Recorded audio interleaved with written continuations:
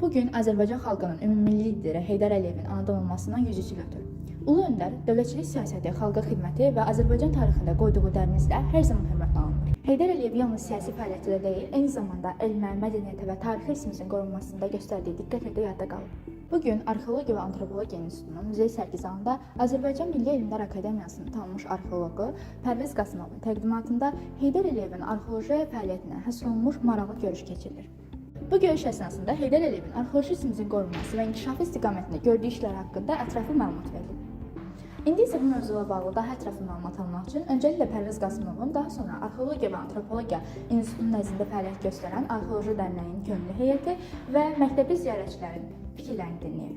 Ümumilli lider Heydər Əliyevin Azərbaycan dövlətçiliyi və Azərbaycan xalqı üçün etdikləri barəsində sonsuz danışmaq olar. Mövzular olduqca çoxdur bu istiqamətdə.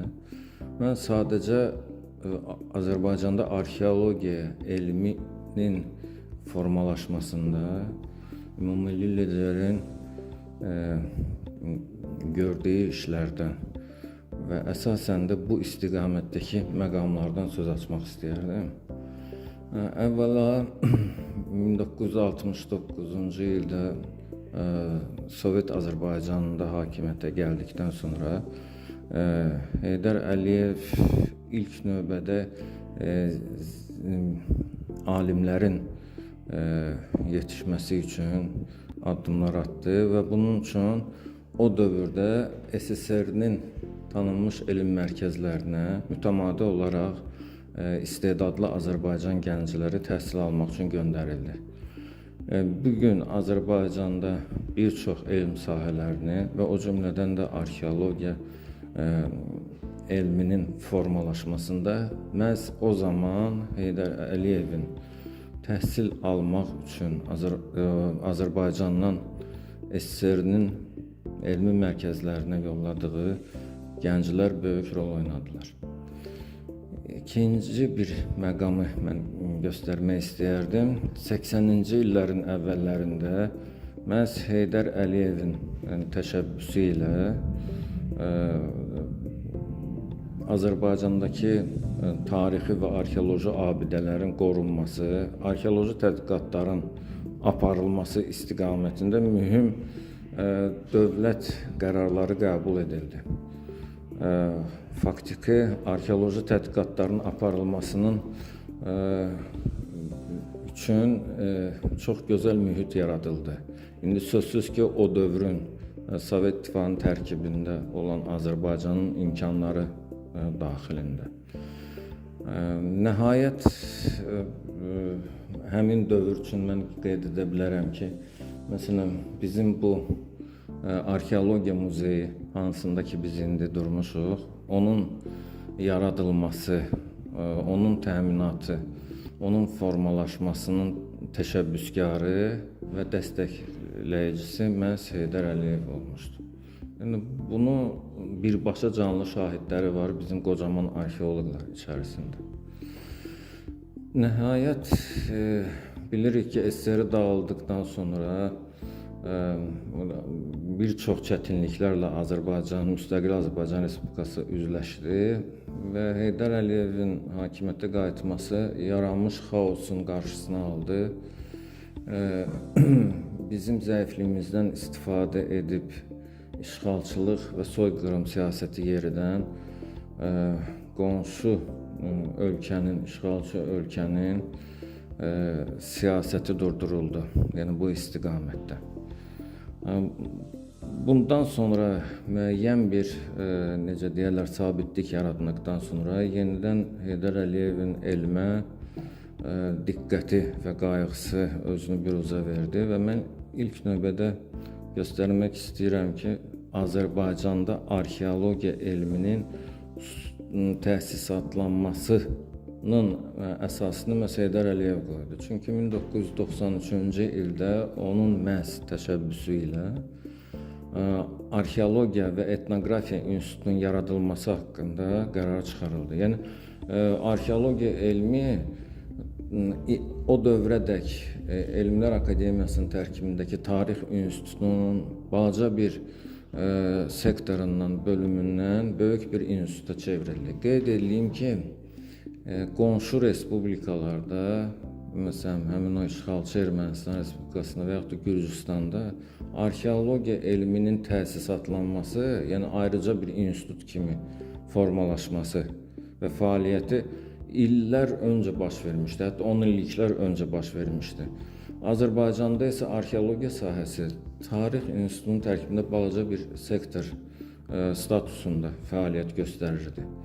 İndi isə bu institutlaşma səviyyəsinə yüksəldi, yəni arxeologiya elmi və artıq Azərbaycanda deyə bilərik ki, arxeologiyanın hüquqi bazasının, onun ayrıca bir struktur kimi fəaliyyət göstərməsi üçün zəmin yarandı. İkinci və əsas məsələlərdən biri, biz əlbəttə ki, Heydər Əliyevin arxeologiya elminin formalaşmasında birbaşa rolunun haqqında misallar gətirdik. Məsələn, hələ 70-ci illərdə Sovet dövründə müəyyən abidələrin qorunması barəsində ayrıca bir qərarlar qəbul edilmişdi və s. Bu birbaşa iştirak idi, indiyə qədər gətirdiyim misallar. Amma bir də var ki, Heydər Əliyevin qəbul etdiyi qərarların dolayı yolu ilə arxeologiyanın inkişafına zəmin yaratması məsələsinə də toxunmaq lazımdır. Belə ki, bildiyiniz kimi Heydər Əliyevin rəhbərliyi ilə və apardığı uğurlu və olduqca çətin bir siyasətin nəticəsində əsrin müqaviləsi imzalandı. Yəni ki, Azərbaycan nefti artıq Azərbaycanın dövlət büdcəsinin artırılması, bundan sonra sabitliyin əmələ gəlməsi və iqtisadi inkişaf üçün təməl yaradıldı və bu da necə deyirlər, təməl qoyanı məhz Heydər Əliyev idi. İndi demək olar ki, bəs bunun arxeologiyaya necə təsiri var? Məsələ ondadır ki, əsrin müqaviləsi imzalandıqdan sonra bu müqavilənin də nəzərdə tutulmuş müddəalara görə Azərbaycandakı neft sahəsindəki əcnəbi şirkətlər neft hasilatını əldə etməzdən əvvəl neft hasilatının və onun necə deyirlər nəqliyyatı yolundakı ərazilərdə arxeoloji abidələrin kəşf edilməsi və onların tədqiq edilməsi üçün öz üzərlərinə öhdəlik götürdülər. Nəticədə nə baş verdi? Məsələn, qısa olaraq Bakı-Tbilisi-Ceyhan neft kəməri çəkiləndə bağlanmış müqavilənin müddəalarına görə neft kəmərinin çəkilmə ərazilərində ilk növbədə arxeoloji kəşfiyyat işləri aparılmağa başladı. Arxeologiyaya böyük ehtiyac doğdu. Arxeoloqların bu elm sahəsinə gəlməsinə böyük bir təkan yarandı. Faktiki olaraq biz belə götürsək, əgər SSR dövründə 40-cı ildə Mingəçevir su elektrik stansiyasının tikilişində Azərbaycan arxeologiyasının elə bil ki, birinci partlayış və birinci təkan rolunu oynadısa, Mingəçevir su elektrik stansiyasının tikilişi. Bax, bu deməli, əsrin müqaviləsinin nəticəsində çəkilən Bakı-Ceyhan-Tbilisi kəməri faktiki Azərbaycanda arxeologiyanın canlanması, arxeologiyanın yaşaması, bundan əlavə cəlb olunmuş xarici mütəxəssislərlə müştərək işlərin başlanması ki, bunun nəticəsində də arxeologiyada, müasir dünyada istifadə olunan texnologiyaların, biliklərin Azərbaycana gətirilməsi və faktiki olaraq qısa desək, Azərbaycanda arxeologiyanın necə deyərlər, ortaya çıxmasının, güclənməsini üçün ikinci təkan dövrü başladı. Yəni ikinci sıçrayış dövrü başladı və faktiki olaraq bu gün biz Azərbaycanda arxeologiyanın bu cür inkişafını görürüksə, əgər Azərbaycan arxeoloqları ilə birgə əcnəbi arxeoloqların birgə beynəlxalq layihələrini görürüksə, bunun kökündə yenidən əsrin müqaviləsi durur, hansını ki ümummilli lider gerçəkləşdirmişdi. Yəni faktiki olaraq bir gün Azərbaycandakı arxeologiya və müasir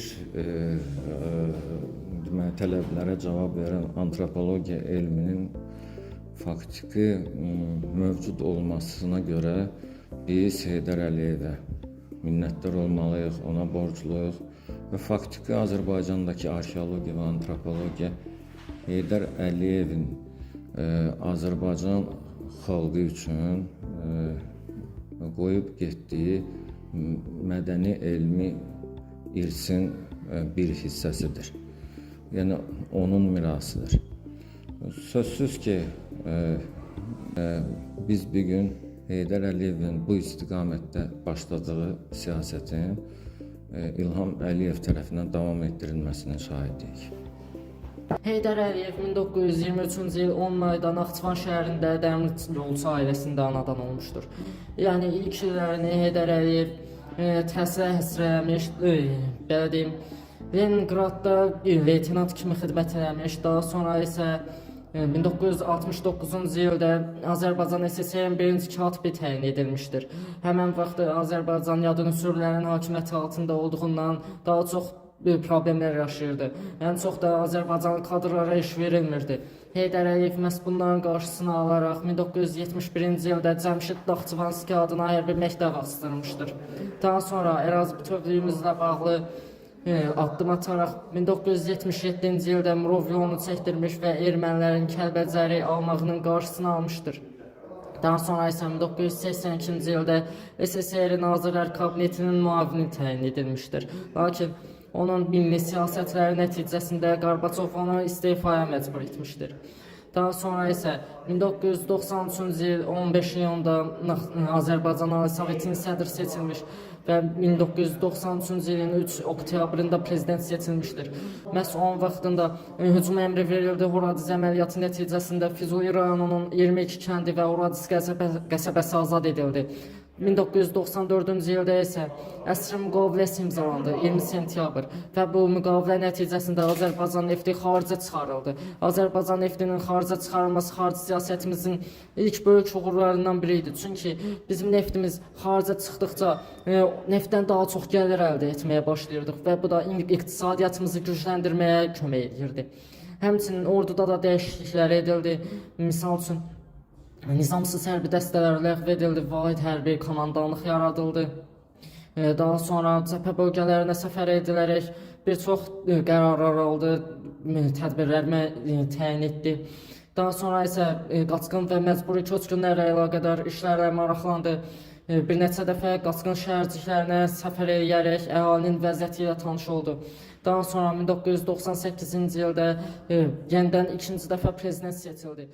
Heykəlinə baxıram, rəhbər xəyala dalıb, səslənən ölkəmiz ondan yadigar qalıb. Səsini dinləyəndə güc gəlib qolumuza, zəkası günəş kimi nur saçıb yolumuza.